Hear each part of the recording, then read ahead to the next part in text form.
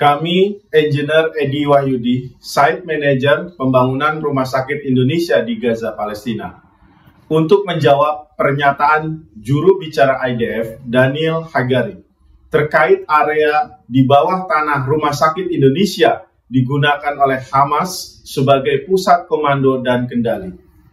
Today we will also release evidence that the Indonesian hospital is being used by Hamas to hide the underground command and control center. This is an Indonesian hospital. This picture was taken in 2023. You can see the hospital structures in south of the roundabout of both sides of the road. The hospital is located in northern Gaza between Jabalia and Bet Hanun. Berdasarkan peta yang ditunjukkan oleh juru bicara IDF, Daniel Hagari, yang menyatakan bahwa Rumah Sakit Indonesia berada di 3 lokasi. Yang benar adalah Rumah Sakit Indonesia hanya berada di 1 lokasi saja, yaitu di sini. Dan dipertegas lagi dengan gambar di sini. Jadi, ini adalah bukan lokasi Rumah Sakit Indonesia di jalur Gaza, Palestina.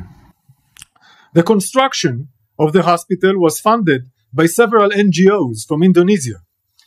I will show you the reason why they built the hospital there. Pembangunan Rumah Sakit Indonesia ini bukan didanai oleh banyak NGO, akan tetapi didanai oleh seluruh rakyat Indonesia dari Sabang sampai Merauke yang dihimpun oleh Medical Emergency Rescue Committee atau MERSI sebagai NGO pelaksana pembangunan Rumah Sakit Indonesia.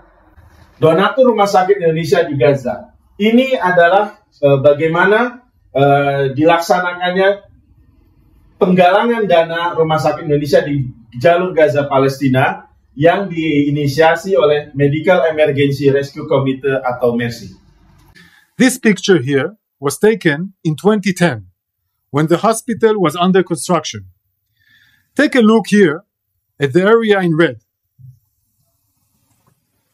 Kemudian pernyataan juru bicara IDF yang menyatakan bahwa tahun 2010 Rumah Sakit Indonesia telah dalam masa pembangunan. Hal ini tidaklah benar karena tender proses pembuatan struktur saja baru dimulai pada tanggal 2 Februari 2011. Dan ini ditunjukkan dengan adanya surat tender, ya. Dan ini adalah iklan tender di koran lokal Palestina.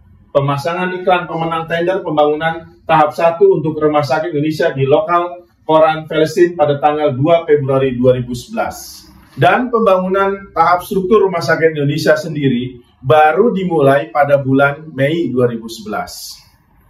Dari peta yang ditunjukkan oleh juru bicara IDF bahwa lahan yang digunakan oleh Rumah Sakit Indonesia ada di 3 bagian ini, ya, ini dan ini, ya. Yang semuanya ini adalah ditunjukkan oleh juru bicara IDF. Yang benar adalah hanya di sini seluas 1,6 hektar yang diberikan oleh pemerintah Palestina di jalur Gaza, Palestina. The first area is the collection of cement materials here. You can see here arches.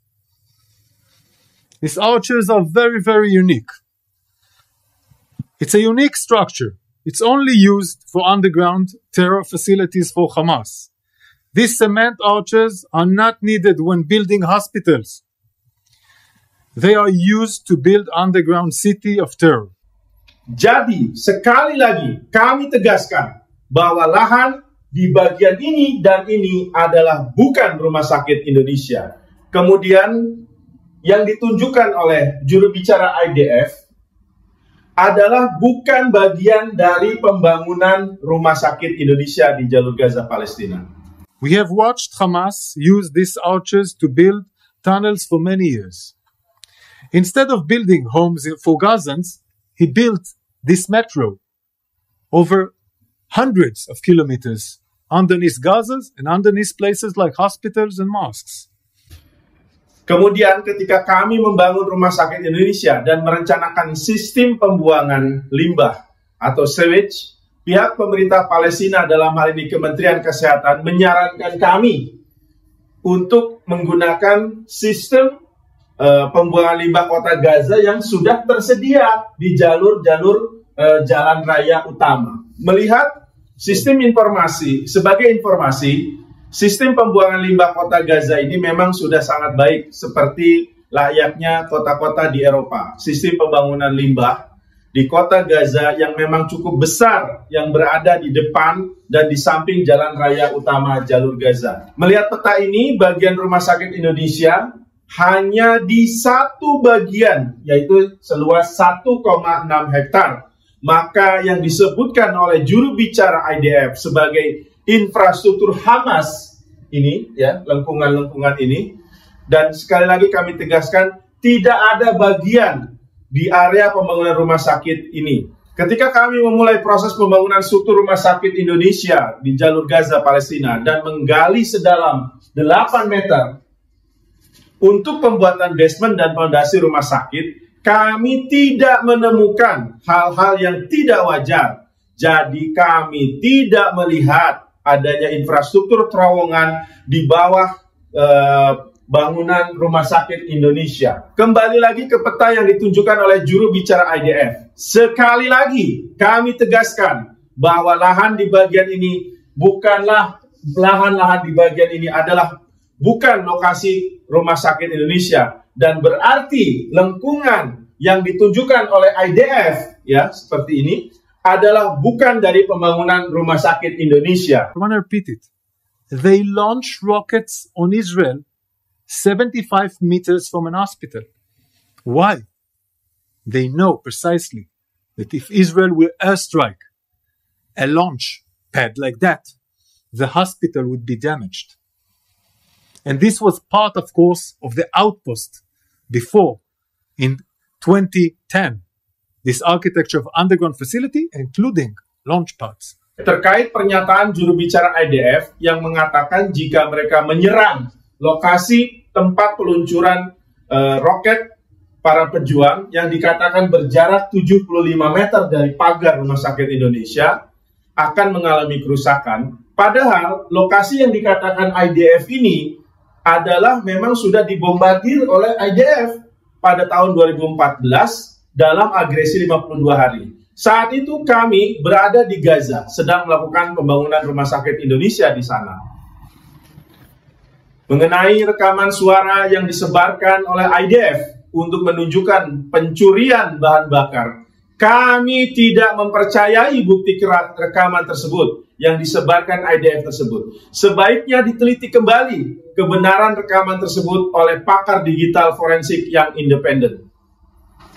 Sesuai dengan informasi dari 3 relawan Mercy Indonesia yang masih berada atau stay di Rumah Sakit Indonesia di Gaza, Palestina, dari 3 generator yang dimiliki Rumah Sakit Indonesia, hanya 1 generator yang beroperasi, dikarenakan sudah menipisnya persediaan bahan bakar solar. Padahal 1 generator itu tidak memadai untuk memenuhi kebutuhan listrik Rumah Sakit Indonesia. بسم الله الرحمن الرحيم. اليوم التاريخ الخميس الموافق 9/11/2023. لم يتبقى من السولار إلا 1100 لتر، وهذا يكفي لمدة يوم واحد فقط. المستشفى سوف تتوقف بالكامل عن العمل غدا إن لم يتم إمدادها بالسولار اللازم للمولدات الكهربائية. Ya, ini adalah pernyataan dari Direktur Rumah Sakit Indonesia di jalur Gaza, Palestina. Saat ini Rumah Sakit Indonesia menjadi tumpuan dan harapan dari masyarakat Gaza, Palestina. Karena apa? Nampak di layar yang kami peragakan di sini, tampakkan adalah korban perang yang di Rumah Sakit Indonesia. Update korban yang dilarikan ke Rumah Sakit Indonesia pertanggal Selasa 7 November jam 12 malam. 1.784 jiwa meninggal, yang terdiri dari 397 wanita dan 637 anak-anak. Dan 4.666 korban yang luka-luka yang dirawat di Rumah Sakit Indonesia di jalur Gaza, Palestina, terdiri dari 651 wanita dan 1.005 anak-anak. Bahkan 369 masih menjalani rawat inap di Rumah Sakit Indonesia di jalur Gaza, Palestina. Sebenarnya ada 69 yang sudah diizinkan pulang, namun mereka memilih menetap di RSI atau Rumah Sakit Indonesia karena memang tempat tinggal mereka sudah hancur. Rumah Sakit Indonesia dibangun dari donasi rakyat Indonesia, lintas suku, lintas agama, dari Sabang sampai Merauke, yang sebagian besar merupakan masyarakat menengah ke bawah. Nah, ini adalah penampakan donasi rakyat Indonesia ya, dikumpulkan dari masyarakat dari Sabang sampai Merauke, terutama dari kalangan menengah ke bawah. Jadi kami tegaskan sekali lagi bahwa tuduhan juru bicara IDF terhadap Rumah Sakit Indonesia adalah tidak benar, karena kami mengetahui setiap inci demi inci dari Rumah Sakit Indonesia, karena kami sendiri yang membangun Rumah Sakit Indonesia dari awal dan hingga saat ini. Kami masih melakukan perawatan. Buka mata, buka telinga, agar tak mudah termakan fitnah dan caci maki.